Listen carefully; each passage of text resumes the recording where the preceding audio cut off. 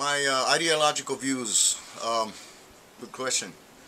I can tell you right now, conservative, limited government. I think our founding fathers would roll over in their graves if they saw how big federal government has become. You got to picture a triangle, okay, with the point at the top, a pyramid. Okay, pyramid better. Back in the old days when America was founded, that tip was a small section called the federal government. Then it got bigger down, that was the state government. Then bigger and bigger at the bottom, that was the common man, the citizens, and state and especially county governments, okay? So it worked like this. Federal government was very small. Today, picture that pyramid upside down. Totally upside down. Standing on the point. Standing on the point. You got that big area up there that used to be the common man. Now that's the federal government. And the tip is us. So the way we have evolved over the last 200 years over is not good. Bigger and bigger and bigger. I think the key question is this. Everybody should ask. Are there any limits to the federal government? And in my opinion, it's becoming like there are no limits.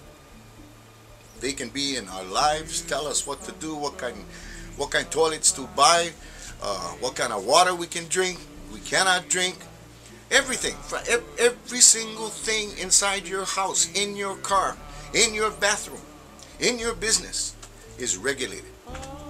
Now there's some good things for regulation, of course. Yeah, we understand that.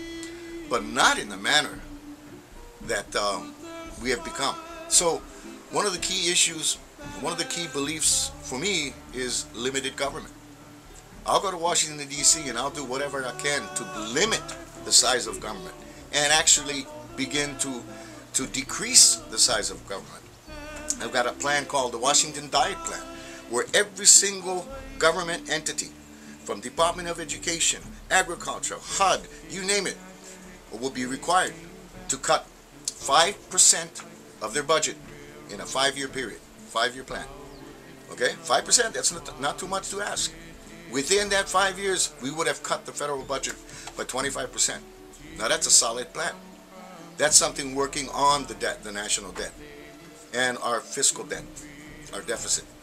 So these issues all, it's a battle of ideology, okay? My opponents don't believe in what I believe. My opponent does not believe in the same conservative values that I believe in. I mean, that's one of the reasons why I'm doing this Walking the Islands tour. People have to know I am for the sanctity of marriage between a man and a woman. My opponent is not. I'm against the rail. My opponent is not.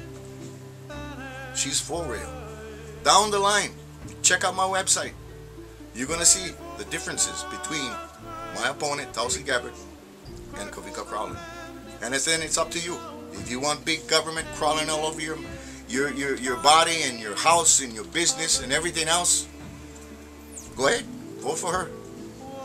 But if you want limited government based on conservative values, Kawika Crowley is your choice. I am your common sense alternative to big fat government. Remember that. I answer to 3 entities. That's it.